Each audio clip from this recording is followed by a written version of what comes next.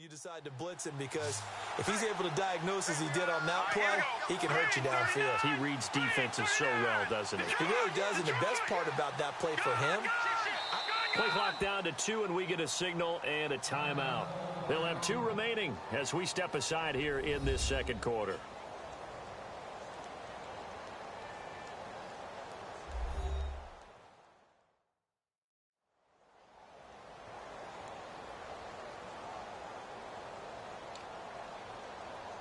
Offense just a yard away from the line they need to gain. 3rd down.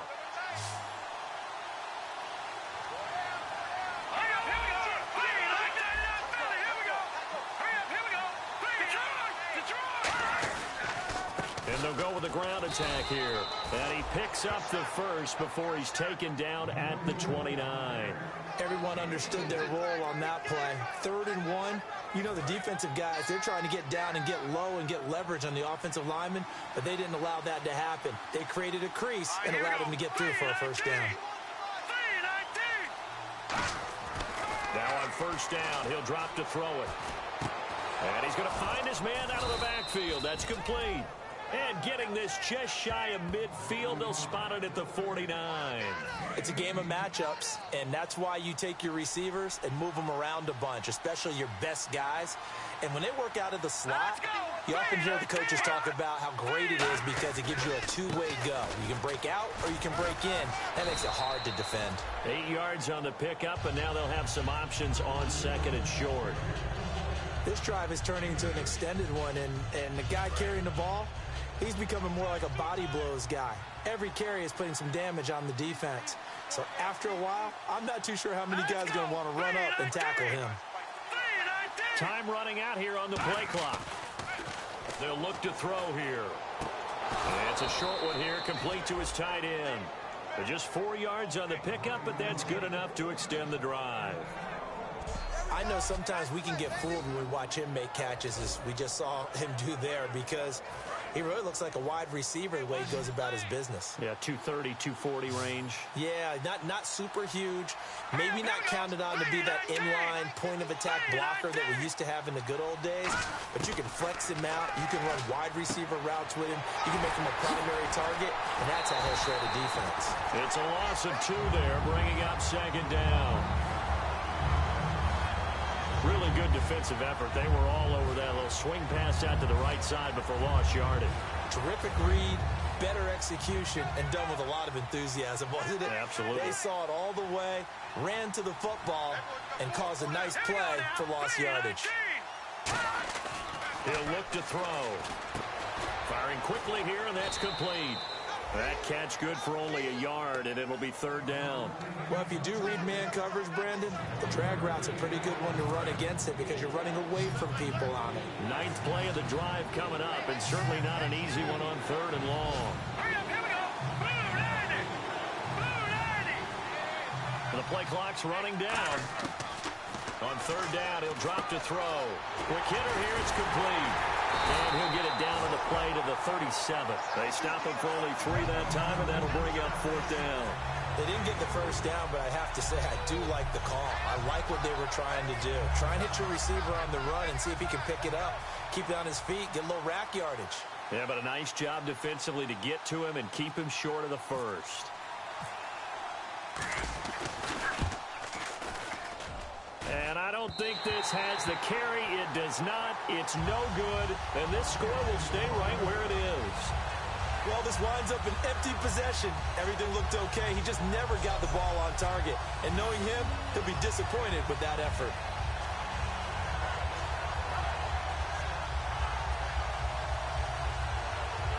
Out onto the field comes New Orleans. And they were able to punch it in the end zone last time. They'll be looking to do that again here for the defense. Obviously, they'll be looking to stop them from punching it back in the end zone. It always is punch-counter-punch, isn't it? And which team has the advantage? Well, let's just go back. Last time on offense, they rolled downfield, got into a good rhythm. You can see a little more bounce in and out of the huddle. You can see the sideline really get into the game. So defensively, you're thinking to yourself, how do we take that away from them? How do we get the advantage back? Let's see what they come up with. I think pressure is always the first way to go. You love pressure. I love it. We'll see if they dial it up this drive. I like watching the wide receiver screen because it's a real teamwork play. Because guess what? The guy catching the ball, he'll get all the credit.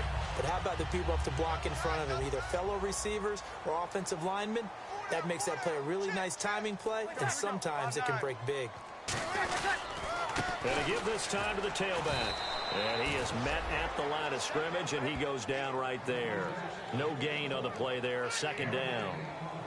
So nothing there. I don't know that that's all in the back, though. You got to look at blocking there, don't you? I would agree with that totally. At some point, they have to win at the point of attack. Instead, it was the defense getting it done again and holding them to no gain. They'll run it now out of the gun. And he's going to get this inside the 30. They pick up 12 on the play there, and they move the chains. How many times do we say in this game that speed kills, and it does it in so many different ways? In this case, you got a back who's quick and shifty, can make moves, make people miss, but also gets to and through a hole before it can close down. That's some of the benefits of that speed, not just outrunning people in the secondary. That led to a really nice gain. That's going to go as a loss of a yard, and it'll be second down. The defense won that play so fast that I think if the running back even had time to notice if anyone was there, it was just a blink of an eye, and there was a loss on the play. Defense showing blitz. They'll run it now out of the gun. And they take him down, losing yardage back at the 27. And they'll lose a yard that time, and that's going to lead to a third down.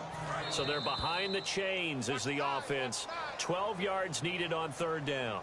2 minutes to play here in the first half. We're back to New Orleans after this. We remind you that coming up in 2 minutes' time, we'll hand you off to Orlando, where Larry Ridley will have highlights and analysis of this first half of action. And this offensive unit, they have to face a third down and 12 now.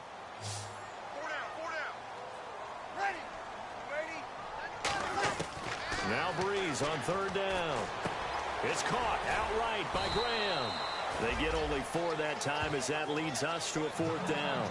He wasn't the primary target, but I think it was almost like a check down situation, wasn't it? Yeah, hoping he can break some tackles, a big tight end, but he couldn't do it. Yeah, get it to that big frame and hope he could scatter some bodies, unable to get it done. And his kick is good. And that'll push the lead up to 13-0. So it's a 7-play drive, but it stalls out in the end. Let's credit the defensive front seven. They were a little leaky at the start of the drive, but they stiffened toward the end. This is fielded a couple yards deep. Oh, what a move. And he'll wind up about 4 yards shy of where he would have been if he had taken a knee, as they'll start at the 21-yard line. The Dolphins offense now heads back on the field. Last time out, they had that long 50-plus yard field goal that they missed.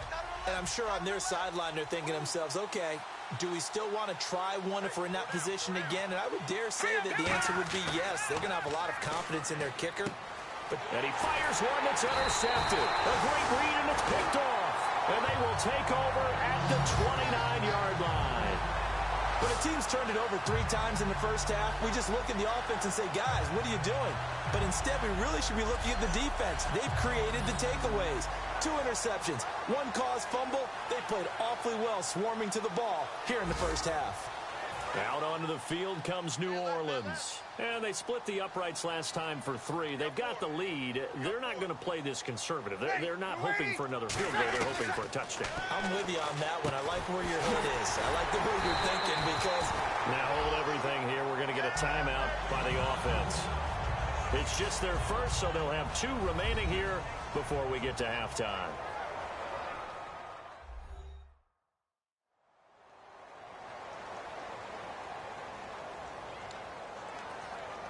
So here we go, 1st and 10 now. Looking to jam the receivers at the line here. Press coverage look defensively. Breeze now on 1st down. And he just throws this one away. Smart decision here this close to the end zone, and it brings up 2nd down. Sometimes the coverage is so good, no matter what you're doing on offense, you just can't shake anyone free. They try their best to find someone open, but they took away every passing alley, every angle, and shut the play down.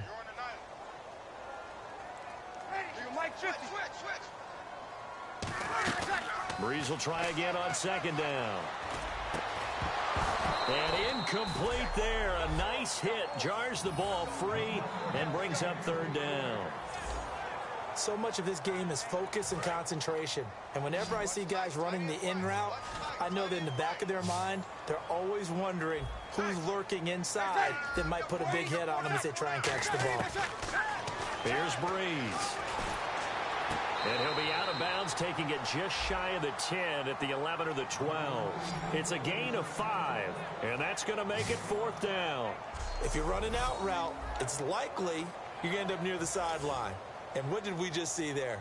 Toe tap. You got it. The benefits of practice. Toe tapping, foot dragging, picking it up, and making sure it was a catch. And his kick is right there. It's good, and that will swell the lead to 16. So he's been a busy man here in this first half. That's 3 field goals for him now. Not just 3 field goals, but 3 for 3. So even though this offense has struggled a bit putting it in the end zone, they've still been able to come away with points. The kickoff unit is out on the field, and they will send this one away. This fielded a few yards into the end zone. And in hindsight, probably should have stayed where he was, as he'll only get back to the 16-yard line. And out come the Dolphins now. And what do you think goes on here in this situation? If you got the football, you're trailing, you're back in your own territory with just a little time. Do you try something? You're thinking about jump-starting your team, right? You just mentioned it. They're down. They're trying to get back into the game. But you got to figure it's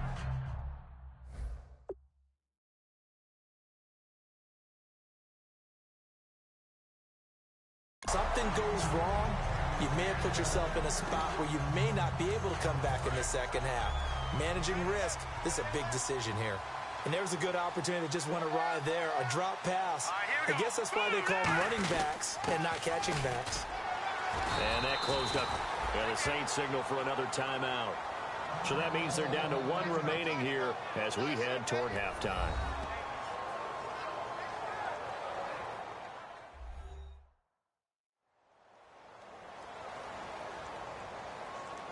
And now following that timeout, the defense back out onto the field.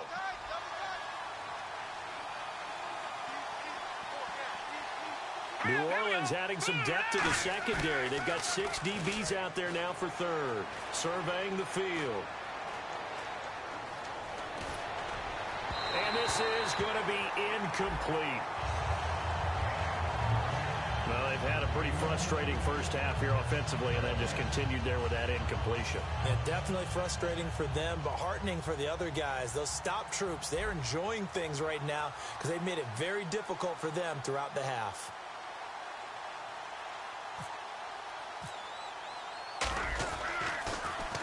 He's been a busy man here in this first half as he gets it away.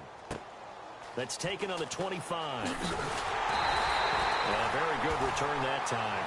18 yards. And possession will change here with very little time remaining until halftime.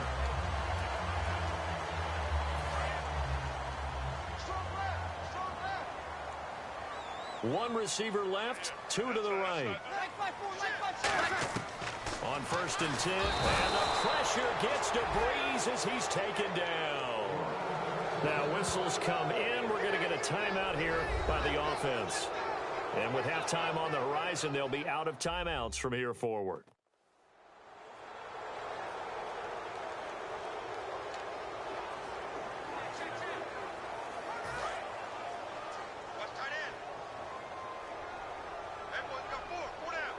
Defense really showing respect to the deep ball here, playing off the receivers. They'll run it now out of the gun. And very little room to maneuver. He'll get this down to about the 39. He's able to get 4 back on the run, but now they'll have to find something here on 3rd and about 14. And unless this is a quick incompletion, this is likely the last play here of this first half. So it's halftime here in New Orleans with the Saints out in front. As we send you on over to Orlando, where we'll check in with Larry Ridley. He's got our EA Sports Halftime Report. Larry? Thanks, Brandon, and welcome to the EA Halftime Report. Let's take a look back at the first half. The Saints are looking good right now as they will just try to keep up the good work in the second half. The Dolphins are vulnerable right now, coming off a rough game a week ago and still not really finding a way to get back on track. All right, let's do it. Here's a look at the first half highlights.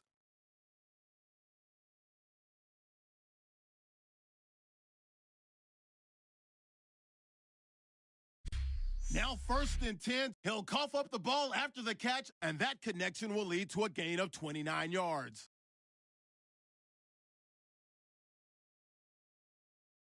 Now after the fumble, it's going to be a run play here, and he'll go for a score. Saints push the lead to 10. Saints with the ball, waning seconds of the half. Offensive line won't be able to hold up here. This will go for a loss of 8.